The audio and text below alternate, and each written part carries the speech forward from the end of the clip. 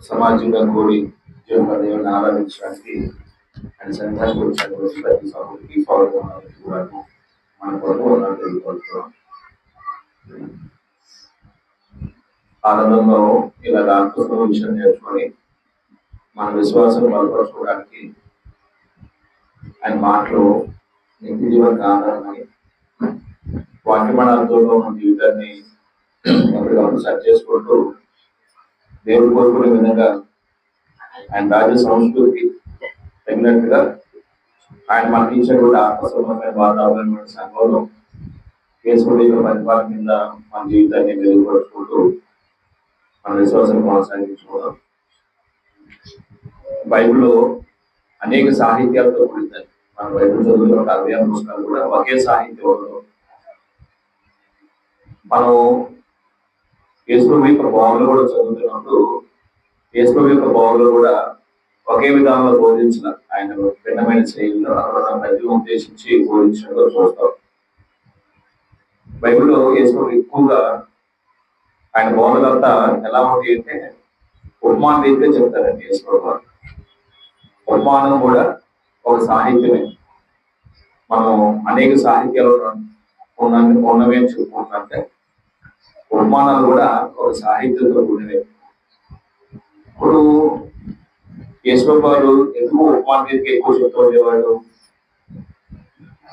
శిష్యులకి ఒక ప్రశ్న వచ్చింది, ఎందుకు ప్రభు ఉపమాన రీతిగా మాకు బోధిస్తారు ప్రతి సంవత్సరం అన్నప్పుడు, రాజ్యసభ విషయాలు అంటే గ్రహించడం మీకు అనుగ్రహించబడింది తప్ప ఇతరులకు అనుగ్రహించవల్ల.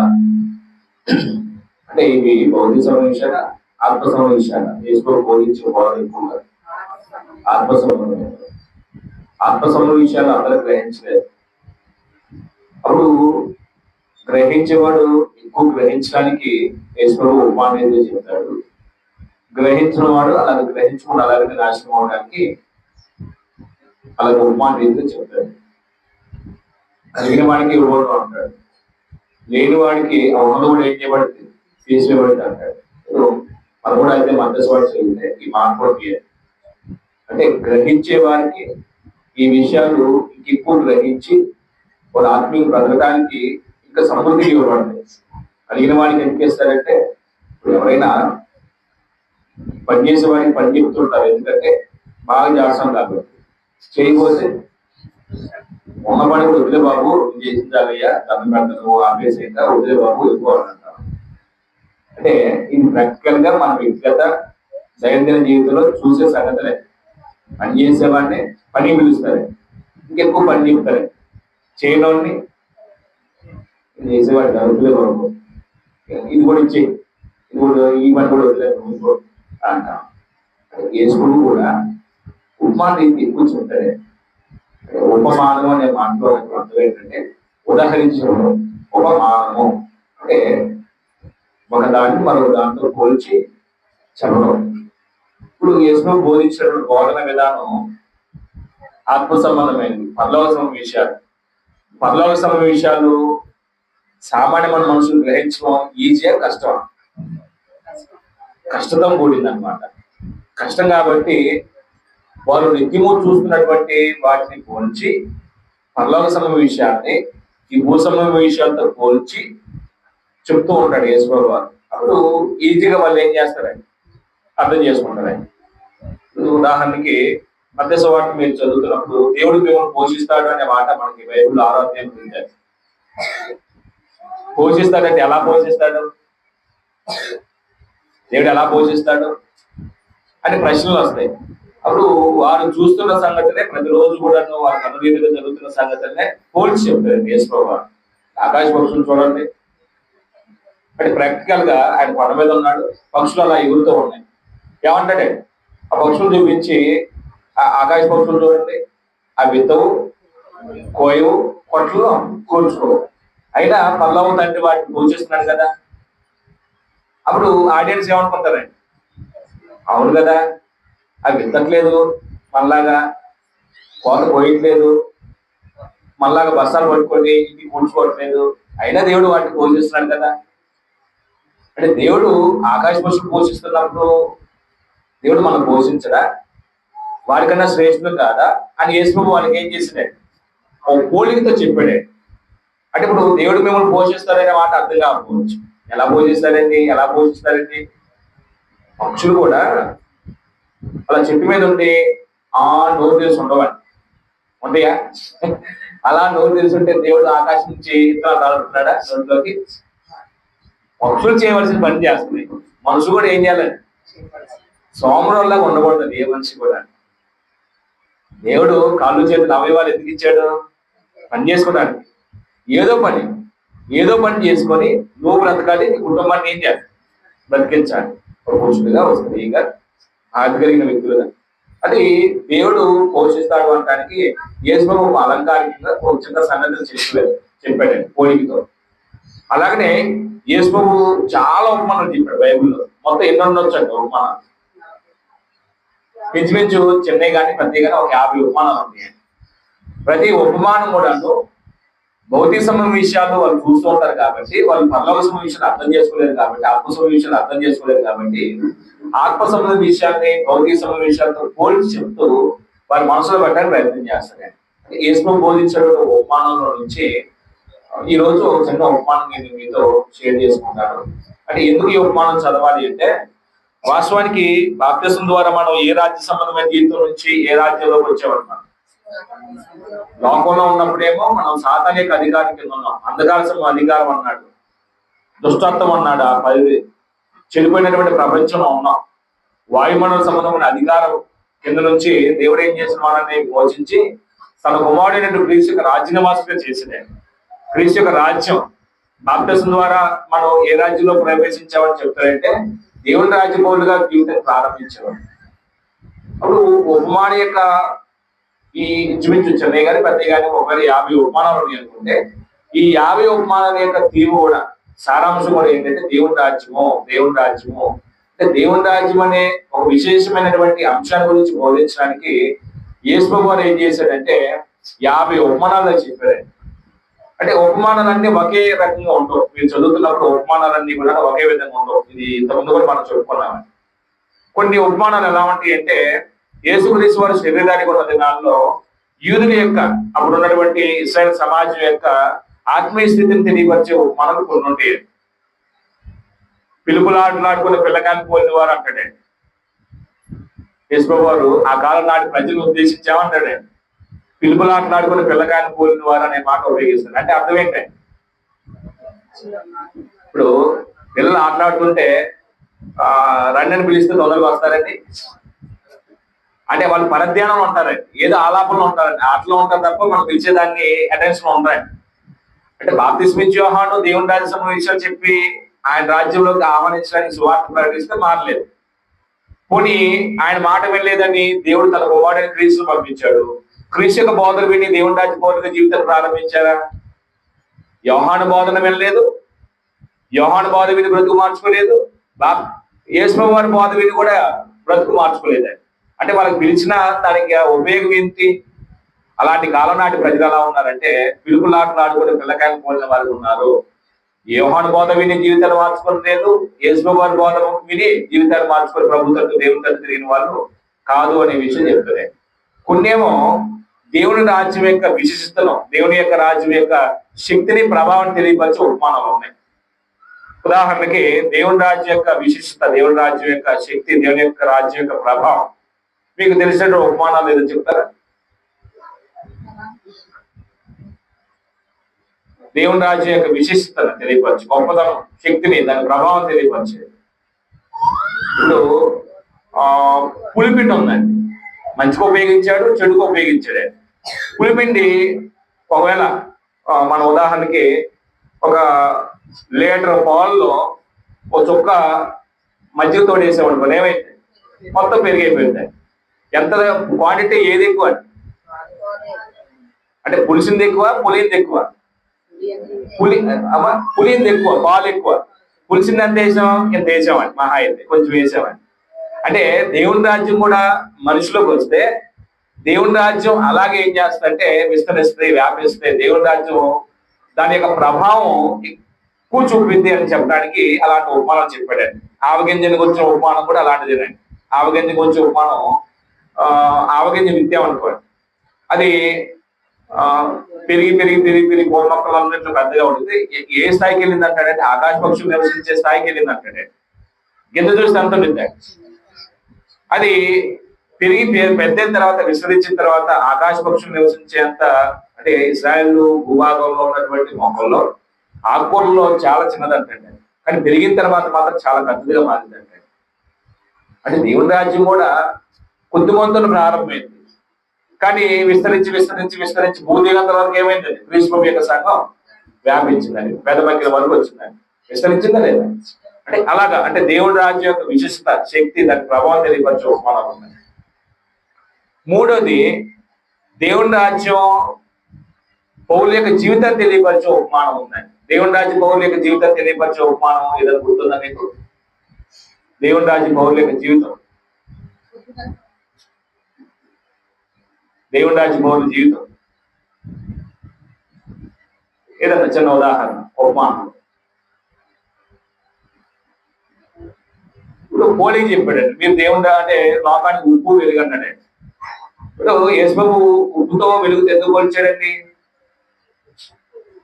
అంటే దేవుని రాజ్యంలో ఒక వ్యక్తి జీవితం జీవించే జీవితం ఎలా ఉండింది? దాచిపెట్టిన దానిలాగా ఉండిందా? దాచిపడిన దానిలాగా ఉండిందా? అందరి ప్రయోజనకరంగా ఉండిందా? అందరి ప్రయోజనకరంగా ఉండింది. అంటే చిన్న చిన్న ఉపమానాలు అవి. లోకానికి ఉప్పు వెలుగు. ఇంకా కొన్ని మనం మధ్య స్వార్థ 11వ అధ్యాయం అయితే కొన్ని ఉపమానాలు ఉంటాయి. 4వ రకం ఉపమానము అంత్య తీర్పుని గురించిన ఉపమానం ఉందండి. అంత్య తీర్పుని గురించి అంటే తీర్పు అనేది ఉంటే ఆ తీర్పు కొరకు సిద్ధపడకపోతే ఏ నష్టం ఉంది, సిద్ధపడిన వారికి ఏ ప్రతిఫలం ఉందో అంత్య తీర్పు తెలియపరిచే ఉపమానాలు ఉన్నాయి. గురువులు గోధుమల ఉపమానం. అలాగనే బుద్ధి కలిగిన బుద్ధి లేని కన్యకలు, తలాంతుల గురించి, ఇవన్నీ ఏంటి అంటే అంత్య తీర్పుల గురించిన ఉపమానాలు. అంటే 4 రకాల ఉపమానాలు. ఒకటి, యేసు శరీరానికి ఉన్న దినాల్లో యూదుల యొక్క పరిస్థితి తెలియపరిచే ఉపమానాలు కొన్ని ఉన్నాయి. 2, దేవుని రాజ్యం యొక్క శక్తిని, ప్రభావాన్ని, దాని యొక్క విశిష్టత తెలియపరిచే ఉపమానాలు కొన్ని ఉన్నాయి. అలాగనే దేవుని రాజ్య పౌరుల యొక్క జీవిత విధానం తెలియపరిచే ఉపమానాలు కొన్ని ఉన్నాయి. అలాగనే అంత్య తీర్పుల గురించిన ఉపమానాలు కొన్ని ఉన్నాయండి. అంటే ఈ రోజున చిన్న ఉపమానాన్ని మనం చూద్దాం. అదేంటంటే అంత్య తీర్పుకు సంబంధించిన ఉపమానాన్ని ఒకసారి చూద్దాం. వాస్తవానికి దేవుని రాజ్యంలోకి వచ్చినటువంటి మనము ఆ దేవుని రాజ్య పౌరులుగా జీవిస్తూ తెగని కాలం ముందు మంచి ప్రతిఫలం పొందుకోవాలి తప్ప నష్టాన్ని మనం కొని తెచ్చుకోకూడదు అనే విషయాన్ని ఉపమానంలో సారాంశంగా మనం చూద్దాం. మత్తయి సువార్త 13వ అధ్యాయము, మత్తయి సువార్త 13వ అధ్యాయము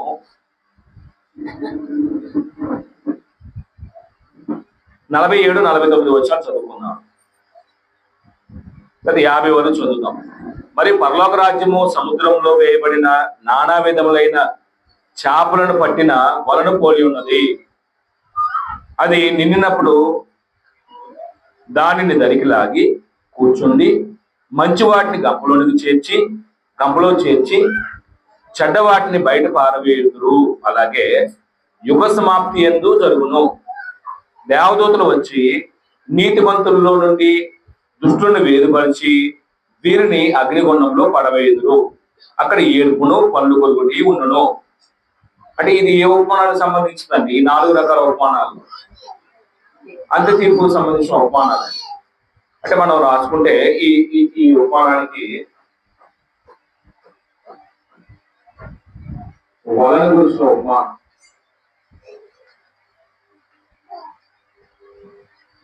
ఉపమానం.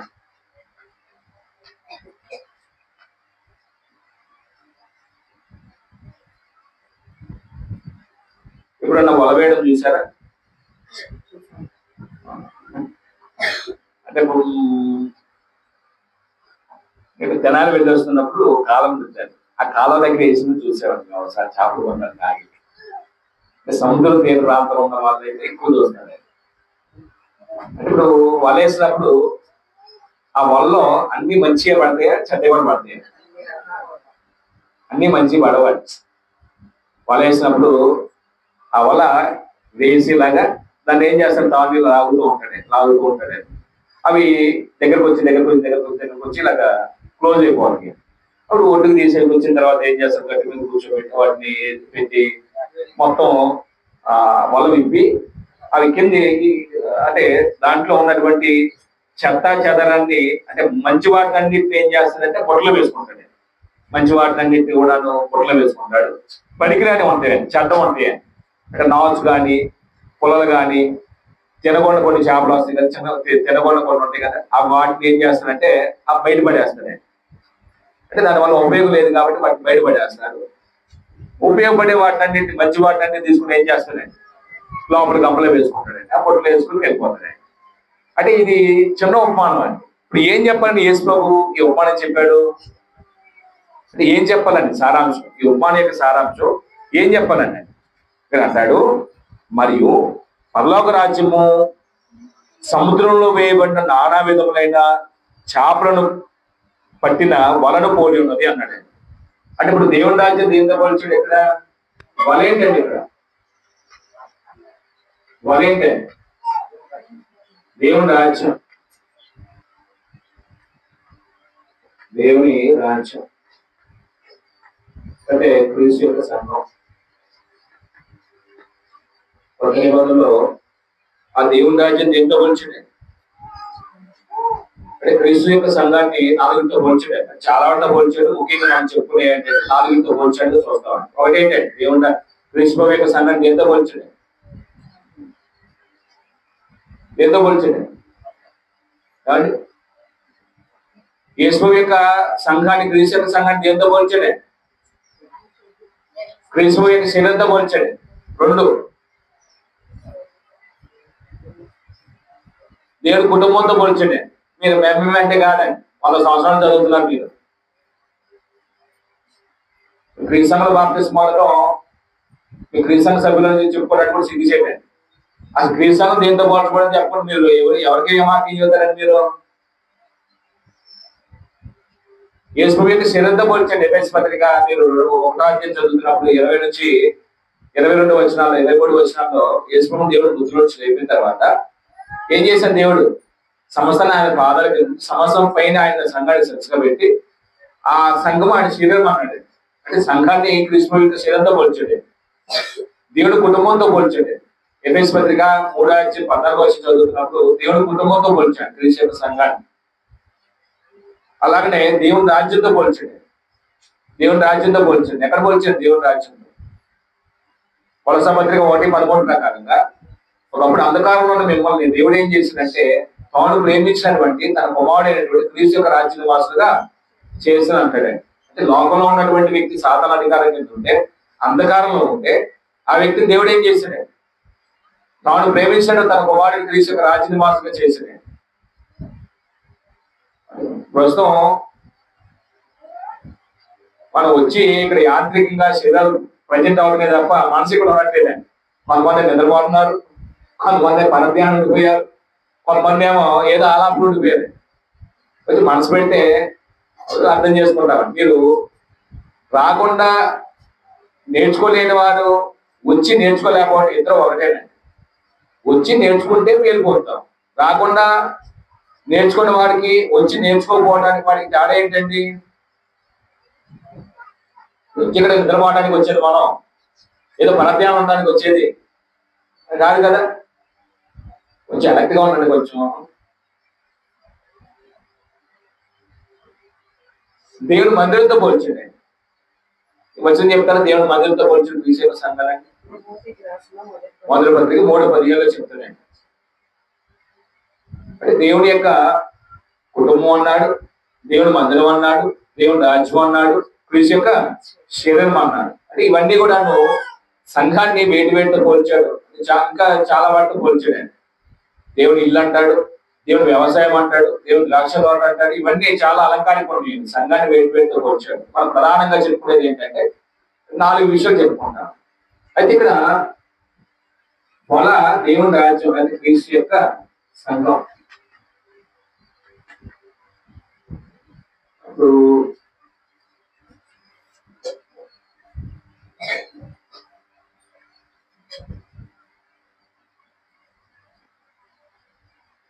ఈ వలేసినప్పుడు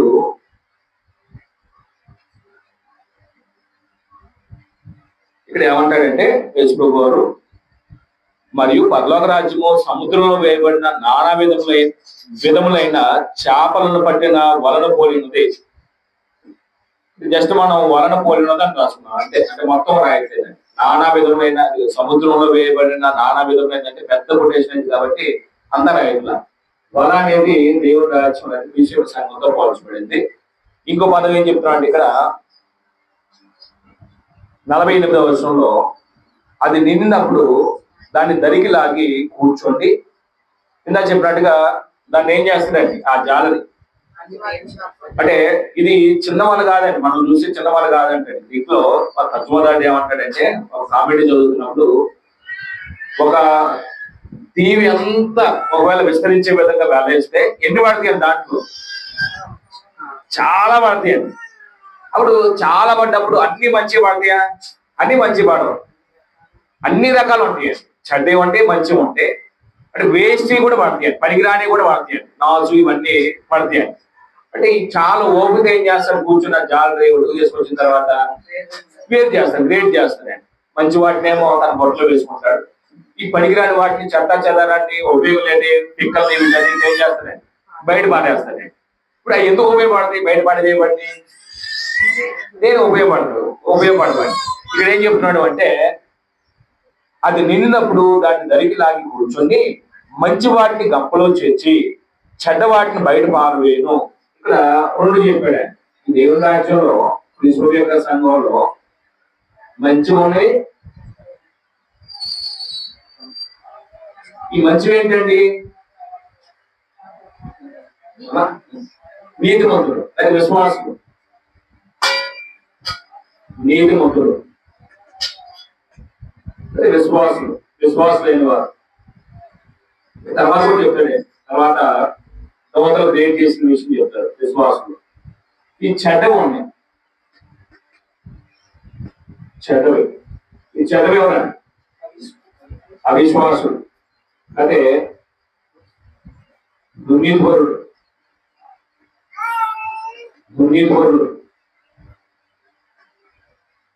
చెడ్డవారు,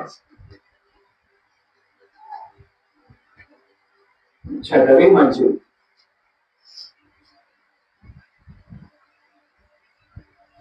ఇప్పుడు ఇంకో మాట అన్నాడు. ఏమన్నాడంటే, మంచి వాటిని గంపలో వేసుకుంటాడు, ఒడ్డుకు చేర్చిన తర్వాత చెడ్డవాటిని తీసి బయట పారవేస్తాడండి. 49వ వచనంలో, అలాగనే యుగ సమాప్తి అందు జరుగును. ఇప్పుడు దేని ముడి పెట్టండి. ఇప్పుడు అంటే యుగ సమాప్తిలో జరిగేది ఏంటంటే, యుగ సమాప్తి అమ్మ. యుగ సమాప్తి అంటే ఏంటో? యుగ సమాప్తి అంటే ఏంటమ్మా అమ్మ? యుగ సమాప్తి అంటే ఈ యుగం మన కళతో చూసి భూ ప్రపంచం లయమయ్యపోయే సందర్భం. అంటే ఇది ఎప్పుడు జరిగేది? ప్రభు రాకడ, మృతుల పునరుత్థానం, అంత్య తీర్పులో జరిగే సంగతుల గురించి మాట్లాడుతున్నాడు. అంటే ఇప్పుడు ప్రభు రాకలో ఏం సంభవిస్తుంది అంటే, పంచభూతాలు మిక్కనపోయం వేయడంతో లయమైపోతే భూమి అందరికి వచ్చేదాన్ని ఏమైపోతాయి, కాలిపోతాయి. అప్పుడు యుగ సమాప్తిలో జరిగేది ఏం చెప్తున్నాడు అంటే, ఇక్కడ దేవదూతలు ఏదో చేస్తారంటాడు. ఏమంటున్నాడు చూడండి ఇక్కడ. దేవదూతలు చేసేది, దేవదూతలు వచ్చి నీతిమంతుల్లో దుష్టులు వేరుపరిచి, నీతిమంతులు ఇక్కడ రాసే కదా, నీతిమంతులు దుష్టులు, ఇక్కడ వరం ఉపయోగించారు. దుష్టులు, చెడ్డవారు అంటే వీళ్ళందరూ దేవుని రాజ్యమే. ఈ దేవుని రాజ్యంలో ప్రభు యొక్క సంఘంలో ఎప్పుడు చేర్చబడ్డావని? బాప్తిస్మం పొందినప్పుడు. ఒక నీటి మూలంగా ఆత్మ మూలం జన్మిస్తున్న తప్ప దేవుని రాజ్యంలో ప్రవేశించలే అంటాడు. మత్తయి సువార్త, యోహాను సువార్త 3:5 నుంచి చదువుకుంటున్నప్పుడు, 3 నుంచి 6 వచనం చదువుతున్నప్పుడు నికోదేముతో చెప్పిన మాట, ఒక వ్యక్తి బాప్తిస్మం ద్వారా దేవుని రాజ్యం ప్రవేశిస్తాడు. అప్పుడు ఆ రాజ్యం మీద దేవుడు ఎవరిని రాజుగా నియమించాడు? కొత్త నిబంధనకు వచ్చేసరికి ఆత్మ సంబంధంగా ఒక వ్యక్తి దేవుడి కుమారుడు చేసిన గుణాలు సంపాదించడానికి యేసుప్రభువు దేవుడు ఏం చేసిలే? రాజుగా నియమించాడు. అప్పుడు ఆ క్రీస్తు రాజు రాజ్యం ఏమన్నాడంటే క్రీస్తు యొక్క సంఘం అన్నాడు. క్రీస్తు యొక్క రాజ్యం అనే పదం కూడా ఉపయోగించాడు. ఇప్పుడు దేవుని రాజ్యం యొక్క సంస్కృతి ఎలాంటిదండి? దేవుని రాజ్యం యొక్క సంస్కృతి ఎలాంటిదండి? దేవుడు దేవుడు రాజ్య సంస్కృతి, నీతి న్యాయాలనే పదం ఉపయోగించారు. దేవుని రాజ్య సంస్కృతి నీతి న్యాయాలు. మనం 89వ కీర్తన చదువుతున్నప్పుడు నీతి న్యాయాలు దేవుని యొక్క సింహాసనం ఆధారం అన్నాడు. నీతి న్యాయం. పూర్వం మనం సాతాను యొక్క అధికారం కింద ఉన్నప్పుడు మన జీవితంలో నీతి లేదు, దుర్నీతిని అనుసరించి నడుచుకున్న వారు. అంటే దేవుని యొక్క నీతిని కాకుండా మన సొంత నీతిని ఆధారం చేసుకొని మన శరీరం యొక్క మనసు యొక్క పెద్దతను అనుసరించుకొని దేవుడికి విరోధంగా మన బ్రతికిన జీవితాలు. న్యాయం అంటే పూర్వం ఒకప్పుడు అన్యాయంగా బ్రతుకున్నవారు. ఇప్పుడు క్రీస్తు యొక్క రక్తంలో పడుబడిన తర్వాత మన రాజ్య సంస్కృతి ఏమైంది? మార్చివేయబడింది. లోకంలో నుంచి క్రీస్తులోకి వచ్చిన తర్వాత సాతాధికారం నుంచి దేవుని యొక్క అధికారం కిందకి వచ్చిన తర్వాత ఇక జీవించే జీవితం ఎలా జీవించాలంటే నీతి న్యాయాలు కలిగి బ్రతకాలండి. నీతి లేని వాడు దేవుని రాజ్యం ఇవ్వలేడు. నీతి అంటే అర్థం ఏంటండి? ఓ బండి దేవుడు ఎలా చేయమన్నాడో అలాగనే చేయడం నీతి. మనం నచ్చినట్టుగా చేయడం నీతి అవడం. అంటే దేవుడు ఒక కార్యాన్ని ఇలా చేయమన్నప్పుడు అలాగనే చేయాలి తప్ప దాన్ని మార్చడానికి సవరించడానికి అధికారం ఎవరికి లేదండి. ఇప్పుడు నాకు నచ్చినట్టుగా చేయడానికి దేవుని రాజ్యంలో అవకాశం ఉందా? అప్పుడు నాకు నచ్చినట్టుగా ఇక్కడ జరగట్లేదు కాబట్టి, నేను కోరుకున్నట్టుగా ఇక్కడ వాతావరణం ఉండట్లేదు కాబట్టి నేను ఇక్కడ ఉండలేను, ఇమ్మలేను. నేనేమవుతాను? బయటికి వెళ్ళిపోతాను. మనకు నచ్చినట్టుగా కాదుగా సంఘంలోకి వచ్చింది జీవించడానికి. ఇప్పుడు మనకి ఇక్కడ వాతావరణం నచ్చదు కాబట్టి మనం ఏమవుతాం? బయటికి వెళ్ళిపోతాం. న్యాయము, దేవుని యొక్క రాజ్యానికి అన్యాయస్తులు హక్కుదారులు కాదనే మాట మనం కూడా చూసామని. దేవుని రాజ్యానికి ఎవరు హక్కుదారులు కాదని? అన్యాయస్తులు దేవుని రాజ్యం హక్కుదారులు కారంట. ప్రభువులు కానీ విగ్రహాలు కానీ జాతులు కానీ దేవుని రాజ్యం హక్కుదారులు కారంట. అప్పుడు నీతిగా న్యాయంగా బ్రతకడానికి బాప్తిస్మం పొందాం. మరి ఈయన ఎలా తయారయ్యేదండి? ఈ దుష్టులు ఎలా వచ్చారు? యుగ సమాప్తి రోజు దేవదూతలు నీతిమంతుల్ని దుష్టుల్ని వేరు చేస్తారంట. దుష్టుల నుంచి నీతిమంతులు వేరు చేస్తారంట. వల అంటే వల వేసినప్పుడు ఆ జాలను ఎలాగా వల ఒడ్డు వేసుకొచ్చి మంచి వాటిని చెడ్డ వాటిని క్రియేట్ చేసేసి మంచి వాటిని తన బొట్లు వేసుకొని చెడ్డ వాటిని ఆ వల చేసేసి ఎలాగా బుట్ట తీసుకొని వెళ్ళిపోతాడో నవ్వుకుంటూ ఆనందంగా. ఇప్పుడు యుగ సమాప్తి రోజు చూడండి, దేవదూతలు ఏం చేస్తారంటే దుష్టుల్లో నుంచి ఈ చెడ్డవారిలో నుంచి మంచి వారిని నీతిమంతులు వేరు చేస్తారంట. వీళ్ళు ఎక్కడికి వెళ్తారు? వీళ్ళు దేవుడు రాజ్యం ఉంది కదండి, రాజ్యం ఏం చేస్తారండి? రాజ్యమును అంటే వీళ్ళని దేవుడు ఇచ్చే బహుమానం ఏంటంటే రాజ్యమును స్వతంత్రించుకుంటారండి. స్వతంత్రించుకుంటా వీరు ఈ దుష్టుడు అక్కడ అన్నాడండి. ఏమన్నాడంటే వాళ్ళ గురించి, నీతిమంతుల్లో నుండి దుష్టుని వేరుపరిచి వీరిని ఈ దుష్టులను అంటే అగ్నిగుండంలో పడవేయుదురు, అక్కడ ఏడుపును పండ్లు కొరుకుటీను ఉండును అన్నాడండి. ఈ నీతిమంతుల్లో నుంచి దుష్టులు వేరు చేసి ఎక్కడ పడివేస్తాడంటే అగ్నిగుండంలో. అగ్నిగుండం అనే పదం ఉపయోగించాడు. దాన్ని నిత్య నాశనము, నిత్య నాశనము. ఇక్కడ ఏమి ఉంటాయి ఏంటండి? ఏడుపు పండ్లు కొరుకుడు. అంటే ఇక్కడ మార్పు చెందడానికి అవకాశం లేదండి. యుగాలు కూడా వ్యాధులు అనుభవించడానికి నిత్యమైనటువంటి నరకానికి నిత్య నాశనానికి దేవుడు ఏం చేశాడు? అప్పగించాడు. నా ప్రశ్న ఏంటంటే, ఒక వ్యక్తి బాప్తిసం పొందినప్పుడు దేవుడి రాజ్యం ప్రవేశిస్తున్నాడు. బాప్తిసం ద్వారా రాజ్యభవన్లో అవుతున్నాం. పౌరులు అయ్యా.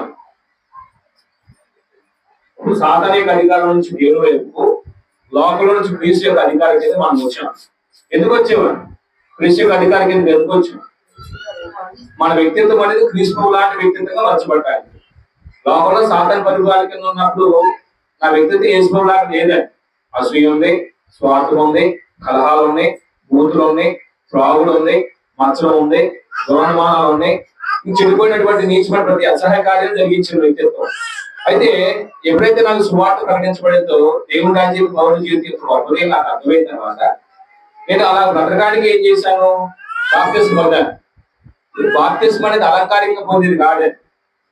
పూర్వం జీవించే జీవితం మీద అసహ్యం కలిగి ఇలాంటి జీవితం వల్ల నేను దేవుడి కుమారుడు బ్రతకలేను, యేసుక్రీస్తు లాంటి వ్యక్తితో నాకు ఏర్పడదు, యేసు ప్రభుతో ఎదుగాలు నా నీతి రాజ్యంలో స్వతంత్రించుకోలేదు కాబట్టి నేడు కూడా సమయం ఉండగానే ఈ భూమి మీద నా ఊపిరి ఉన్నప్పుడే నా జీవితాన్ని మార్చుకొని ప్రభుకి ఇష్టకరమైన విధానంలో నా ప్రవర్తన దిద్దుకొని దేవుడి కుమారుడు బ్రతకాలి అనే ఉద్దేశం ఏం చేసేవాడు? బాప్తిస్మం ద్వారా దేవుడి రాజ్య పౌరులం అయ్యాం. ఇప్పుడు దేవుడి రాజ్య పౌరులు అవటం గొప్ప భాగ్యం, మనకు దేవుడి ఇచ్చే అవకాశం. అయితే ఇక్కడ ఈ ఉపమానంలో ఏం చెప్తాడంటే దేవుడి రాజ్య పౌరులోకి వచ్చిన తర్వాత మనం ఎక్కడ వేయబడే వారిగా మన జీవితాన్ని మార్చుకోవాలి, ఎక్కడ వేయబడే వారిగా మన జీవితం మార్చుకోవాలి అంటే అంటే గంపలో వేయబడే విధంగా మన ప్రవర్తన దిద్దుకోవాలా, బయట పారవేయబడే చెత్తా చెదాలా మన జీవితం మార్చుకోవాలి, గంపలో వేయబడే విధంగా మన జీవితం మార్చుకోవాలి. అంటే గంపలో వేయబడే జీవితాలు అంటే మంచివి అన్నాడు. అప్పుడు నా ప్రశ్న ఏంటంటే ఈ దుష్టులు ఎలా వచ్చారు? దుష్టులోంచి నీతిమంతుల్ని దేవుడి రాజ్యంలో దుష్టులు ఉంటారు కదా, మంచిగా ఉంటారు, చెడ్డలు ఉంటారు అలా.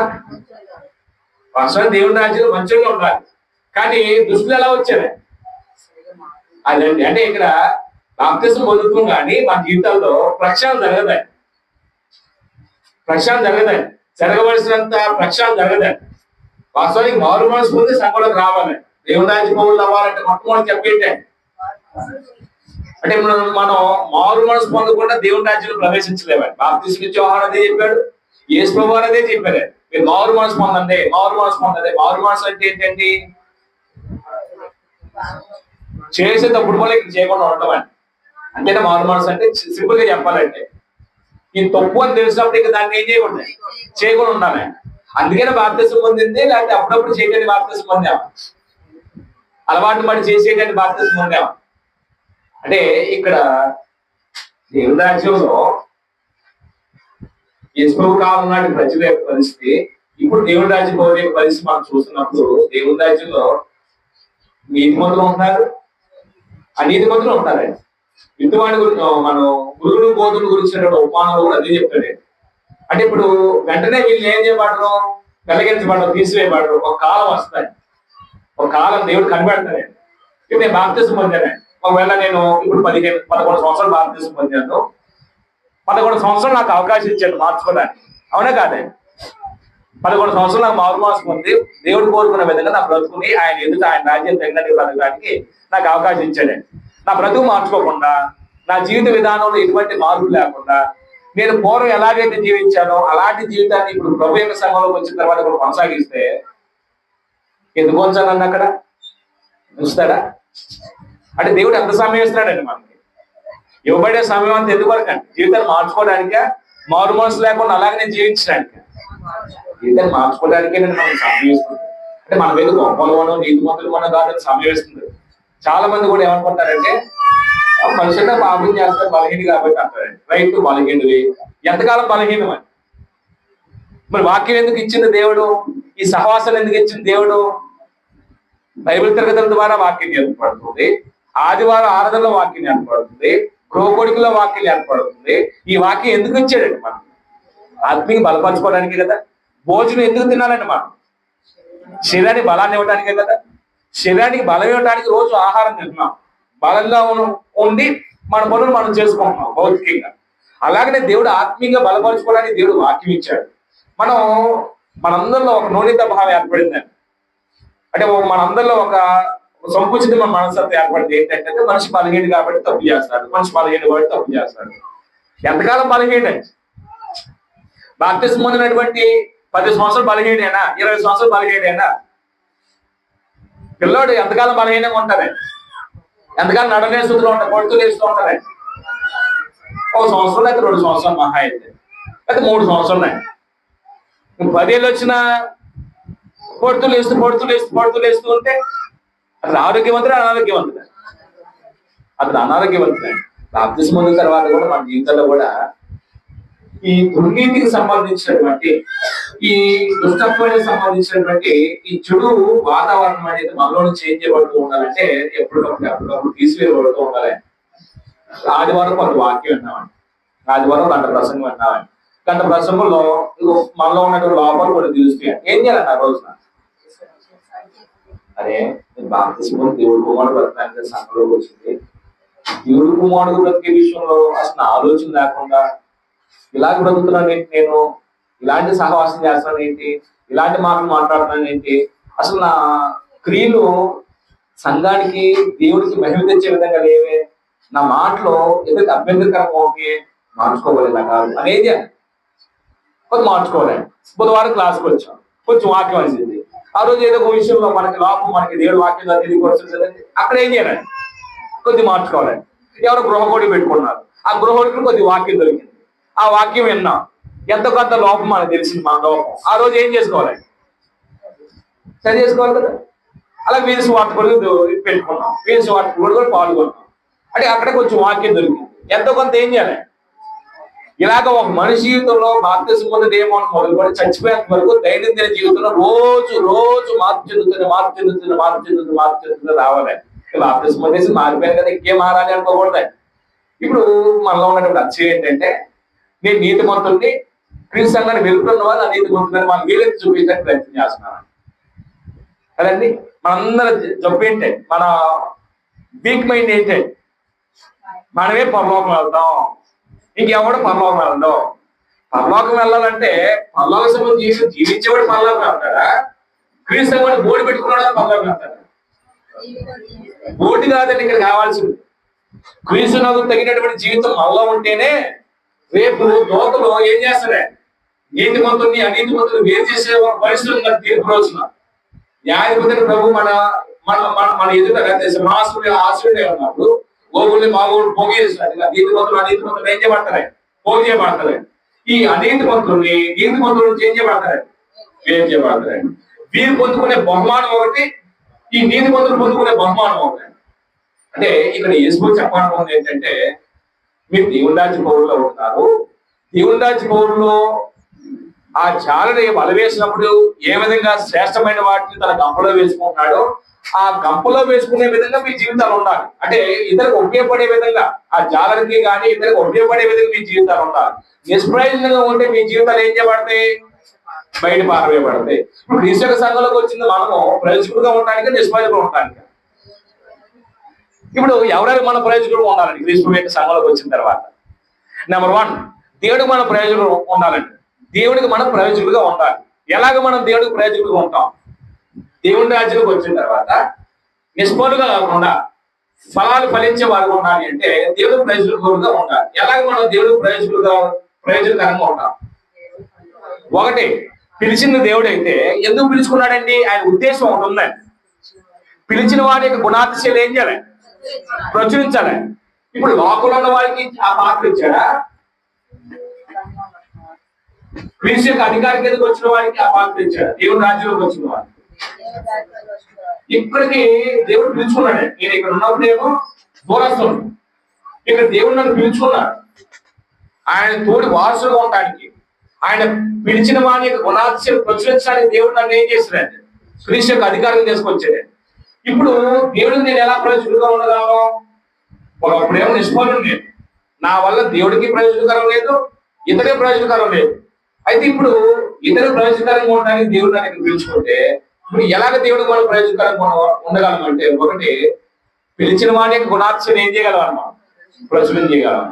అంటే పిలిచినాక దేవుడి గుణాలు మొదట మనకు అర్థం కావాలి, ఆ గుణాలు మన జీవితంలో భాగమయ్యి ఆ గుణాలు మన జీవితం ద్వారా ఇతరులకు ఏం చేయాలి, ప్రచురపరచాలి.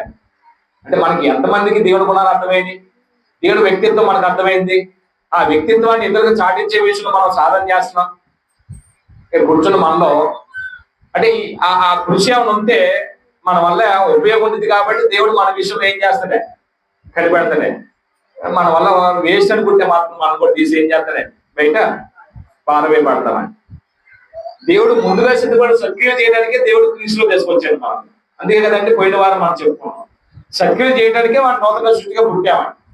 దేవుడు క్రీస్తులో మనం ఎందుకు పుట్టించాడు, ఎందుకు జన్మింపజేసాడు, చచ్చిన మనం క్రీస్తులో పడి ఎందుకు లేపాడు, ముందుగా సిద్ధపరిచిన సత్క్రియ చేయడానికి. ఈ సత్క్రియ చేసే విషయంలో ఏమి రాకూడదంటే విసుగు రాకూడదు. ఎంతకాలం చేయాలి, నేనే చేయాలా, నేనే దొరికాను వీళ్ళకి, అసమానం చేయమంటున్నారు, విసుగు వస్తుందా లేదా? ఇప్పుడు కుటుంబంలో తండ్రి సిక్కైనప్పుడు, తల్లి సిక్కైనప్పుడు ఓర్పుతో సహనంతో ఎంతకాలం చేస్తారు, తగ్గేంత చేస్తామా? ఒక సంవత్సరం చేసేసరికి ఇంకా ఆడి చేస్తానికి మనం చేయలేకపోతున్నాం. వల్ల కాదు మనం వల్ల కావట్లేదు, బయట గుడిసేస్తాం కానీ గుడిసెలో ఉన్నాం మీరు. ఇది మన పరిస్థితి. నాన్న అమ్మల విషయంలో ఒక ఎత్తి అయితే అత్తగారి మామగారి విషయంలో ఇంకొక ఎత్తి. ఎవరికి ఓపిక చేస్తామండి ఇతరులు? తల్లిదండ్రులు చేసినంత ఓపిక అత్తమామం చేస్తామండి. ప్రస్తుతం తల్లిదండ్రులుగా చేసేవాళ్ళు లేదు. ఇంకా అత్తమామల దగ్గరికి ఎందుకు? తల్లిదండ్రులుగా చేసేవాళ్ళు లేదే. సిక్కేది ఎప్పుడు తెచ్చిపోతారో మన ప్రశాంత రిలీఫ్ ఉండి అనుకునే పరిస్థితి వచ్చింది ప్రస్తుతం మనుషుల యొక్క మనస్తత్వం. అంటే అదే తల్లిదండ్రులకు ఉపకారం, ప్రతి ఉపకారం చేయడం ఒక సత్క్రియ కాదు. పోయిన వారు మనం మాట్లాడుకున్నాం, భూమి మీద సంఘంలోకి వచ్చిన మనం కూడా సత్క్రియ చేయడానికి ఏం చేయబడ్డామని. సంఘంలో ఏదైనా ఉపకారం చేయాలి తప్ప నిష్ఫలంగా మనం సంఘంలో ఉండకూడదు. ఏమి లేవు, రేపు రోజున ఏదైనా ఎదుగుతాడు మన దగ్గర ఏముంటాయి? వీటికి ఏమి లేవు. అంటే సంఘంలోకి వచ్చిన తర్వాత కూడా కొంతమంది జీవితాలు మార్చుకోవాలంటే చూడండి, కొరింథీ మొదటి పత్రిక 5వ అధ్యాయం కానీ కొంతమంది నిష్ఫలంగా ఉంటారంటే.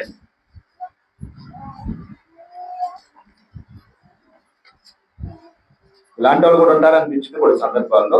ఉంటారండి, దుర్నీతి పనులు ఉంటారు, దుష్టులు ఉంటారు, అందరు కలిసే ఉంటారండి. ఇది ఎప్పుడు వేరు చేయబడింది అంటే తీర్పు రోజు అండి. వీళ్ళు ప్రభు సంఘంలోకి వస్తారు, వీళ్ళు ప్రభు పనుల్లో చేయి వేస్తారు, అన్ని చేస్తారండి. 5వ అధ్యాయం 1-2 వచనాల్లో సమస్య ఏంటండి? కొరింథీలో ఉన్న క్రీస్తు వ్యక్తి సంఘంలో ఒక విపరీతమైన పోకడ వచ్చిందండి. ఒకడు పాపలో పడిపోయింది. అన్నిలో జరుగుతున్న పాపం పడ్డది. ఏ పాపం పడ్డది? జాగ్రత్తలో పడిపోయాడు. మీలో జాగ్రత్త ఉన్నది వదంత కాదు, మీలో ఒక తండ్రి భార్య ఉంచుకొని ఉన్నాడట. అట్టి జాగ్రత్త అన్నిల్లో కూడా జరగదు. అట్టి వాడిని సంఘం ఏం చేస్తుందంటే పెళ్ళేసారా ఉప్పొంగుతున్నారండి. మా ఊడు కాబట్టి చేస్తున్నాడండి. అసలు ఏం చేయాలండి అలాంటి వాడిని? వెలివేయాలండి. అంటే ఇప్పుడు ఎందుకంటే ఈ దేవుని రాజ్యము పరిశుద్ధమైంది. ఇందా చెప్పుకున్నా చూడండి, దేవుని రాజ్యము పులిపిండితో పోల్చబడింది. దేవుని రాజ్య పౌరులు ఈ పులిపిండి అంటే చెడ్డ పులిపిండి ఉందనుకోండి, చెడిపోయినటువంటి వ్యక్తిత్వం ఉందనుకోండి, ఈ మొత్తం వ్యవస్థను ఏం చేస్తానే పాడు చేస్తారండి. ఇక్కడ పులిపిండి ఏమో చెడుకు సంబంధించి ఉపయోగించేది. వాడిని ఏం చేయమన్నా పులిపిండిని తీసి పాడవేయమన్నారండి. 11వ వచనంలో 9 నుంచి చదువుతున్నప్పుడు ఒక వింతైన మాట ఉంటుంది. ఇక్కడ జారుతో సాంగత్యం చేయవద్దని నా పత్రికలో మీకు రాసి ఉంటుంది. అయితే ఈ లోకం జారులతోనైనను, లోబులతోనైనను, దోచుకుని వారితోనైనను, విగ్రహార్థికులతోనైనను ఏమాత్రం సాంగత్యం చేయవద్దని కాదు. అంటే లోకంలో ఎవరు ఉంటారండి? మరి లోకంలో అందరూ ఎలా అంటున్నారండి? లోకంలో అందరూ ఇలాంటి వాళ్ళే. జారులు లేరా లోకంలో? విగ్రహార్థికులు లేరా? తాగుబోతులు లేరా? తిట్టుబోతులు లేరా? కలహాలాడుకునే వాళ్ళు లేరా? ఉన్నారు లేరా లోకంలో? ఒకవేళ అలాంటి వాళ్ళు నేను కలవనుకుంటే ఎవరితో మనం కలుస్తాం? ఇప్పుడు మీరు కొట్టుకెళ్ళి షాపులో ఏదో కొనుక్కుంటారండి, అతను మోసం చేసేవాడండి. మోసం చేసిన తర్వాత కలుతున్నారు లేదు, ఏదో వ్యాపారం చేస్తున్నారండి, లంచాలు తీసుకుంటుంటారండి, అంతా మనం కలిసి చేస్తున్నాం లేదు. అసలు ఇలాంటి పాపం చేసేవాడితో నేను కలవనంటే అసలు బతకగలవండి ఈ భూమి మీద? మనం బ్రతకలేమండి. ఇప్పుడు లోకల్ ఉన్న వారి గురించి చెప్పి లోకల్ ఉన్న వారందరూ ఎలాంటి అంటే ఈ లోకం జారులతోనైనా, లోబులతోనైనా, దోచుకున్న వారితోనైనా, విగ్రహార్థికులతో ఏమాత్రం సాంగత్యం చేయవద్దని కాదు. అలాగైతే మీరు లోకంలో నుండి వెళ్ళిపోవలసి వచ్చును కదా. అంటే ఈ లోకంలో నియమించడానికి మనకు అసలు ఏమాత్రం అవకాశం లేదు, ఎందుకంటే అందరూ ఇలాంటి వాళ్ళే ఉంది. అప్పుడు సంఘానికి చెప్తున్నాడు. ఇప్పుడు 11వ వచనం చూడండి. ఇప్పుడైతే అంటే ఇలాంటి పరిస్థితి సంఘంలోకి వచ్చిన తర్వాత జరుగుతున్న పరిస్థితి గురించి చెప్తున్నాడు. ఇప్పుడైతే సహోదరుడు అనబడిన వాడెవడేను జారుడు గాని, లోబి గాని, విగ్రహార్థికుడు గాని, తిట్టుబోతు గాని, తిట్టుబోతు అంటే ఇతరులు తిడుతుంటాడు, భార్యను తిడతాడు, తల్లిదండ్రులు తిడతాడు, ఇరుపొరుగు అని తిడతాడు, వీళ్ళందరూ ఉన్నారు కదా సంఘాలు. ఈ తిట్టుబోతు గాని, లోబి అంటే ఏంటండి? లోబి అంటే ఇచ్చినారండి. దేవుడికి ఎవడు కుటుంబ అవసరం తీర్చడు, తన అవసరం తీర్చుకోడు, పేర పెడుతూ ఉంటాడండి లోబి. విగ్రహారాధికుడు అంటే దేవుడి కన్నా దేడు గొప్పగా ఇచ్చిన విగ్రహారాధన. అంటే ఇలాంటి వ్యక్తిత్వం కలిగిన వారి గురించి చెబుతూ విగ్రహార్థుడు కానీ, తిట్టుబోతు కానీ, త్రోవబోతు కానీ, త్రోవబోతులు కూడా ఉంటారు సంఘాల్లో, ఉంటారు కాదండి, ఉన్నారండి. ఉంటారు అని కాకండి, ఉన్నారండి. త్రోవబోతులు కానీ, దోచుకునేవారు అంటే ఇతరులది అన్యాయంగా అక్రమంగా లాగేసుకుంటారండి, దోచుకోడు వారు. ఇదంతా ఎక్కడ సంస్కృతి అండి? వాస్తవానికి లోకంలో సంస్కృతి అండి. లోకంలో సాతాన అధికారం కింద ఇలాంటి దుర్నీతి కార్యాలు, దుష్టత్వానికి సంబంధించి చెడుపడి కార్యాలు చేశాం. క్రీస్తులోకి వచ్చిన తర్వాత వీటన్నిటిని మానివేసి దేవుని రాజ్య నీతి న్యాయాలతో కలిగింది కాబట్టి బాప్తిసంలో ఈ పాప జీవితం చప్పి కప్పెట్టి నూతనమైన జీవంలో ఏం చేయాలండి? ఎదగాలండి. ఎప్పటి వరకు అంటే ప్రభు రాకడ వరకు. అంటే వల వేయబడింది ఎప్పుడు వేయబడిందో తెలియదండి. ఆ వలలోకి వచ్చాం, ఆ వల ఎప్పుడు ఇదిలించబడిందో తెలియదండి. దేవుని రాజ్యం ఎప్పుడు గ్రేడ్ చేయబడిందో తెలియదండి. అప్పుడు ఆ గ్రేడ్ చేయబడే రోజుకి మన జీవితాలు ఏం చేయబడాలండి? మార్చుకోవాలండి. ఇప్పుడు నేను బాప్తిసం 11 సంవత్సరాలు అవుతుంది. 11 సంవత్సరాలు దేవుడు నాకు ఏం చేసినండి? మార్చుకోవడానికి అవకాశం ఇచ్చాడండి. మార్చుకోకుండా అలాగనే కొనసాగుతుంటే ఇప్పుడు మీరు కూడా కొన్ని సందర్భాల్లో నేను బాప్తిసం అనుకుంటున్నాను. బాప్తిసం పొందిన తర్వాత ఇంకా మనం సజీలుగా ఉన్నామంటే కారణం ఏంటంటే ఈ రాజ్య సంస్కృతి తగినట్టుగా జీవించిన దేవుడు ఏం చేస్తున్నాడు? అవకాశం ఇస్తాడండి. రేపు ఒకవేళ ఈ గుంపులో లేవనుకోండి, వీధి మందుల గుంపులో లేవనుకోండి, దేవుడు రాజ్యం అంటే క్రిస్టియన్ సంఘంలో ఉంటాం. కానీ దోషులు వచ్చినప్పుడు ఏం చేస్తారండి? వీళ్ళంతా ఏం చేస్తారు? వీళ్ళకి మాత్రం కఠినమైన శిక్ష నిత్యనాశానికి అప్పచెప్తుంది. అక్కడ అజ్ఞానంతో పురుగు చావు. వీళ్ళు నిత్య జీవాన్ని సంతరించుకున్న వ్యక్తి రాజ్యాన్ని దేవుడు ఇచ్చినటువంటి స్వాస్థ్యాన్ని వాళ్ళు పొందుకుంటారండి. అయితే ఇక్కడ అన్నాడు, ఈ తిట్టుబోతు కానీ, త్రాగుబోతు కానీ, దోచుకునేవాడు కానీ అయ్యున్న ఎడల అట్టి వాటితో సాంగత్యం చేయకూడదు. అట్టి వాటితో ఏం చేయకూడదు? ఎవరి గురించి చెప్తున్నాడు ఇప్పుడు? సంఘంలో ఉండి ఇలాంటి కార్యాలు జరిగించే వాటితో సాంగత్యం చేయొద్దు అంటాడే. మానేసామని మీరు అంగీకరించండి. మనం అంగీకరించిన ఒక మాట ఉందండి, ఏంటంటే అది సాంగత్యం చేయకూడదు, భుజింపకూడదని మీకు రాసి ఉన్నాను. అసలు కలిసి భోజనం కూడా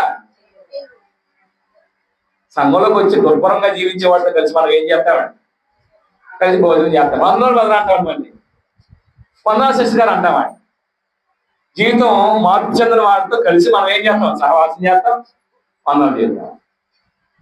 చెయ్యమంటున్నాడు, వద్దు అంటున్నాడు. అలాగే అంటే ఉంటారండి. ఈ దేవుని రాజ్యమైనటువంటి క్రీస్తు సంఘంలో నీతి మంత్రులు ఉన్నారు, అనీతి మంత్రులు కలిసే ఉంటారండి. కానీ ఒక రోజున ఏం చేయబడతారు? వీళ్ళు ఫిల్టర్ చేయబడతారండి. ఎప్పుడంటే ఫిల్టర్ చేయబడింది యుగాంతం రోజున, తీర్పు రోజున. అంటే ఈ తీర్పు రోజున మన గతి, మన స్థితిగతులు ఎక్కడ ఉంటాయో, నీతి మంత్రులు ఉండే సమూహం అంటే మేలు పొందుతారు. ఒకవేళ ఈ దుర్నీతి పరులు, ఈ దుష్టత్వంలో ఉన్నటువంటి ఈ సమూహంతో మనం కలిసిపోయిన వారం అయితే మాత్రం ఆ రోజు మనం ఎవరే తప్పించలేదండి. ఒకవేళ నేను చెప్పుకోవచ్చు, ప్రభు నేను ఎంత సేవ చేసే కదా అయ్యా, నేను ఇంతమంది బాప్తిసం ఇచ్చే కదా, ఇంతమందిని నేను సంఘంలో తీసుకొచ్చే కదా అంటే, అక్రమం చేయవాడా, నేను ఎరగను అంటాడే. అంటే ఇది ఈ దుష్టులు, ఈ దుర్నీతి పరులు ఎలా వస్తారంటే, నిజంగా వాళ్ళు బాప్తిసం పొందడం సరిగ్గా మారు మనసు పొందలేండి. ఆ దురాశను విసర్జించలేండి. ఈ లోకాశను వదిలిపెట్టుకోలేదండి. ప్రాచీన పద్ధతులు, ప్రాచీన అలవాట్లు, ప్రాచీన సంస్కృతి వాటిని విసర్జించలేక, వాటిని వదులుకోలేక కేవలం అలంకారికి బాప్తిసం పొందేసి సంఘంలోకి వచ్చేస్తున్నారు. అని మార్చుకోలేక ఇలాగనే జీవిస్తారు తప్ప వీటికి తగినట్టుగా, ఆ రాజ్యానికి తగినట్టుగా బ్రతికేది పరిస్థితి. ఇప్పుడు చిన్న మాట చెప్తాను నేను, ఏంటంటే అది ఇప్పుడు ఇసుక సంఘంలో ప్రవేశించాడంటే ఆ వ్యక్తి ఎక్కడికి వెళ్ళడానికి నిర్ణయం చేసుకుని వచ్చాడే? ఉందా మాట? ఉందా? హెబ్రీ పత్రిక 3వ అధ్యాయము 1వ వచనంలో, హెబ్రీ పత్రిక 3వ అధ్యాయం 1వ వచనంలో, ఇందువల్ల పరలోక సంబంధమైన పిలుపులో పాలు పొందిన పరిశుద్ధ సహోదరులారా. ఎవరి గురించి మాట్లాడుతున్నారు ఇది? అమ్మా, సంఘంలో ఉన్న వారికి, సంఘాన్ని పిలుపున్న వారికి, సంఘంలో చేర్చబడిన వారు.